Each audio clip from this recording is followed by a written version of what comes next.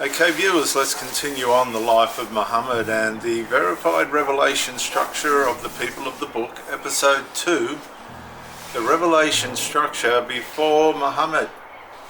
Now, in episode 1, I established how revelation claims are tested through chronology, witness, continuity, consistency, fulfillment, and contradiction.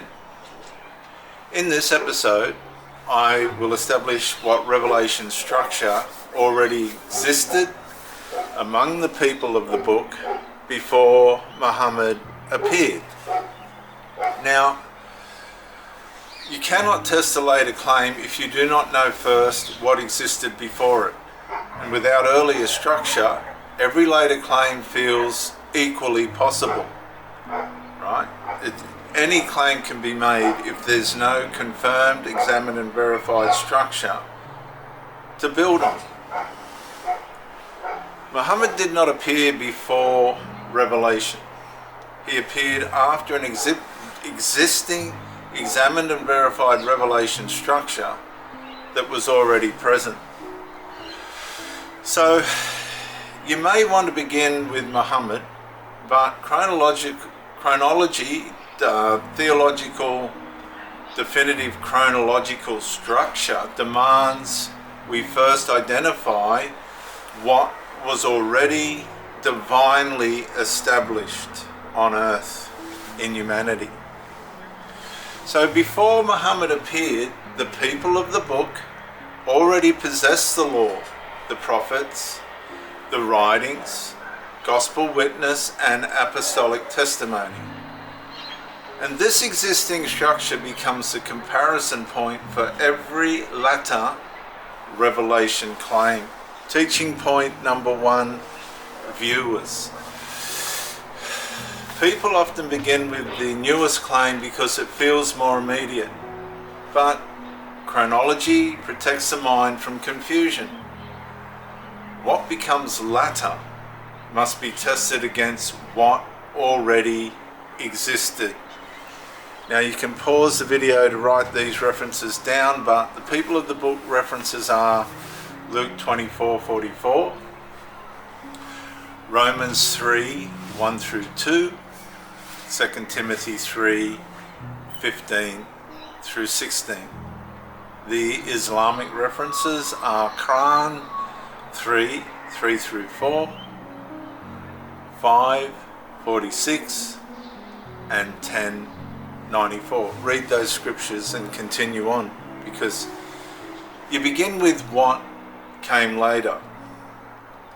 That's reversal, confusion, instability. You ignore what existed first. That's deliberate blindness, drift, and assumption. You lose the test standard, which is theological weakness, ambiguity, and error.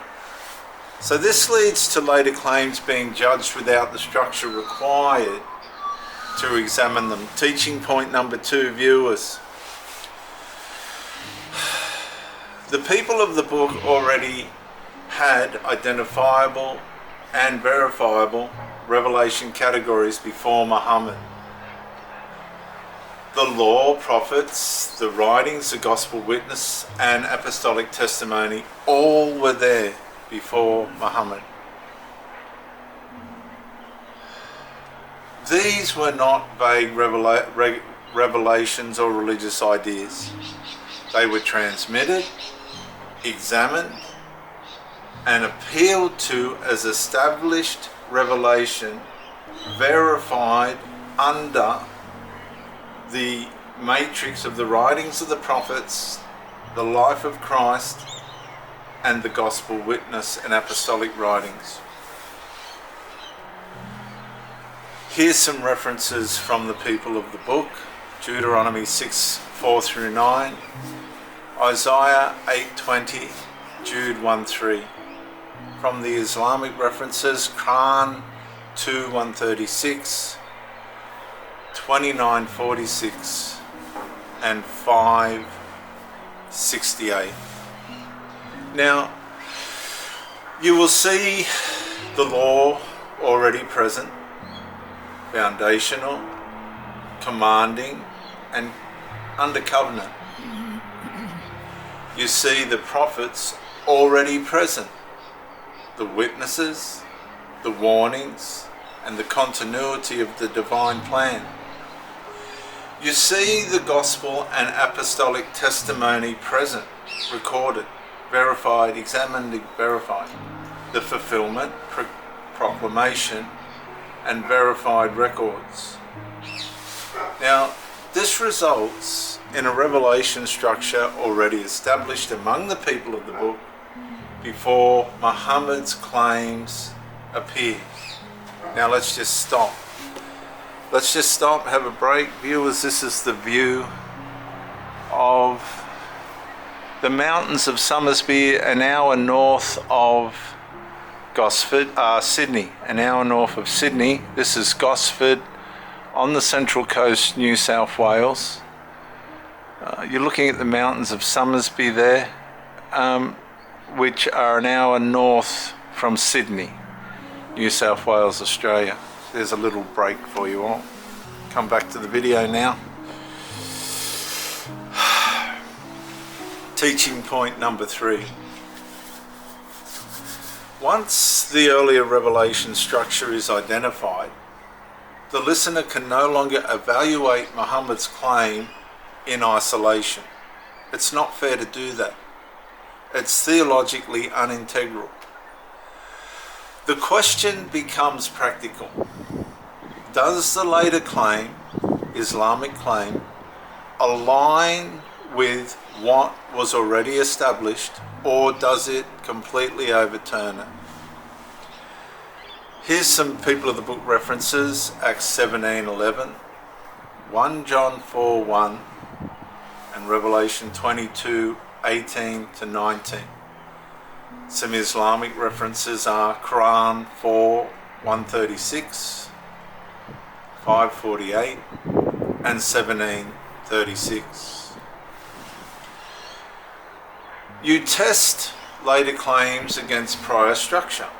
That's discernment, order, and examination on the path to an integral verification. You compare before accepting. You want clarity. You want to have restraint before judgment. You identify alignment or contradiction. So you're separating your way into finding yourself to a decision and a verdict that is verifiable.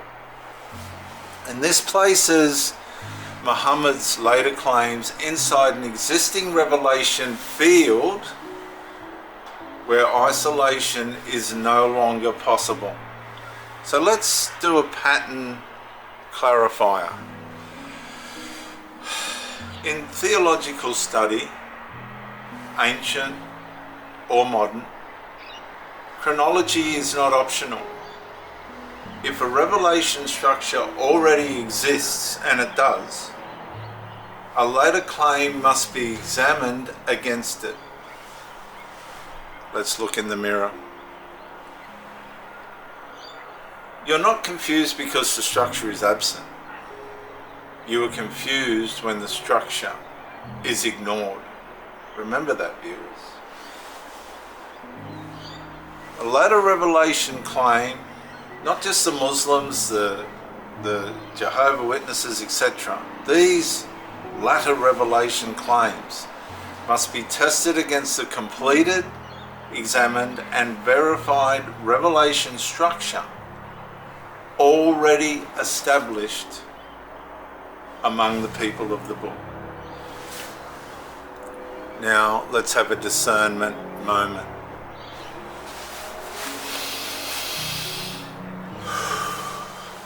Does this latter claim, whatever latter claim you're finding yourself in theologically, align with what was already established among the people of the book?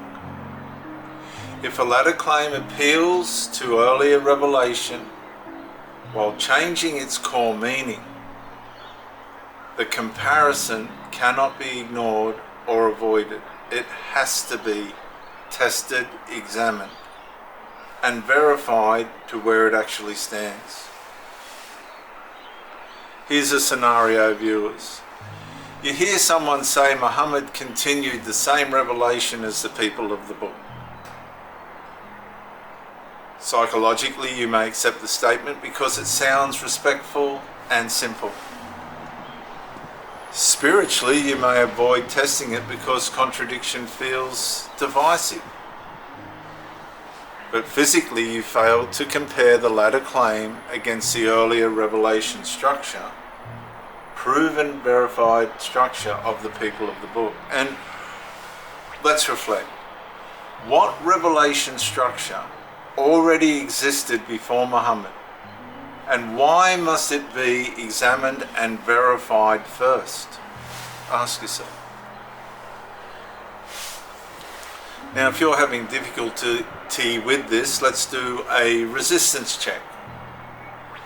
Number one, are you starting with the latter claim because it feels easier? Number two, do you avoid the earlier structure because it may expose contradiction in your theological beliefs?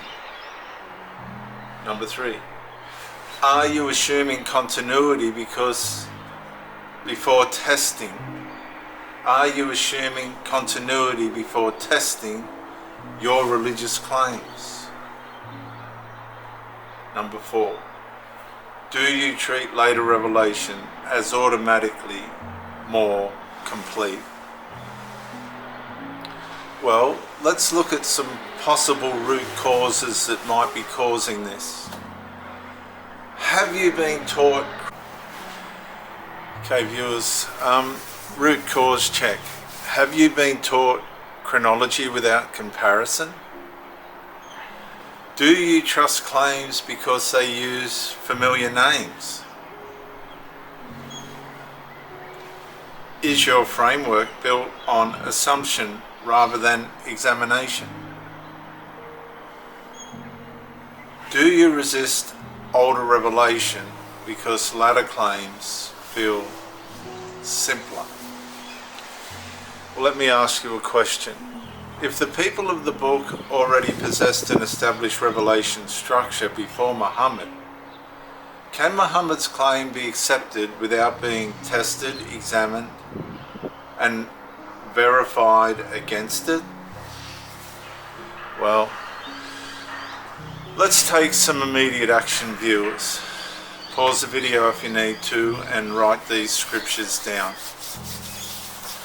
Read Luke 24:44, Romans 3:1 through 2, Qur'an 3:3 through 4, and Qur'an 5:46. Write one sentence. What revelation structure existed? What examined and verified revelation structure, viewers, existed before Muhammad appeared? And when you think start with the latest claim, don't do it.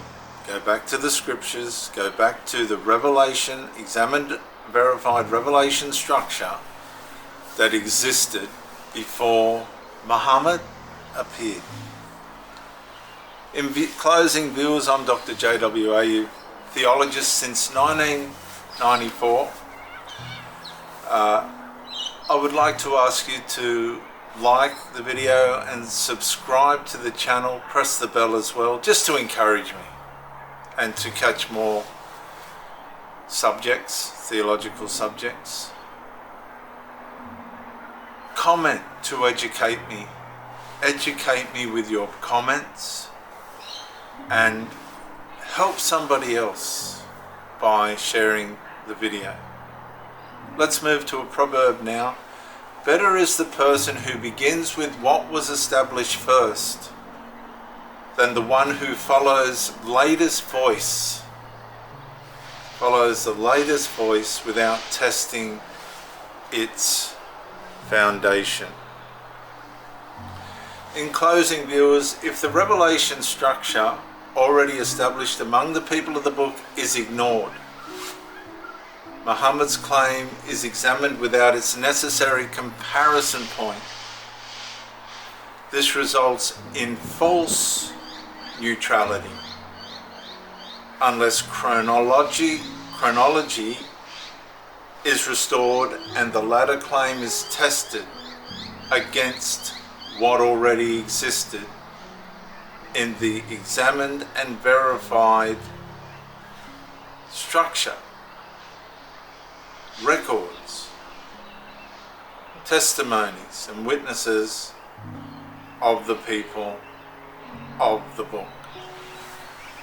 All authority comes back to the conclusions and manifestations of those prophecies in the writings and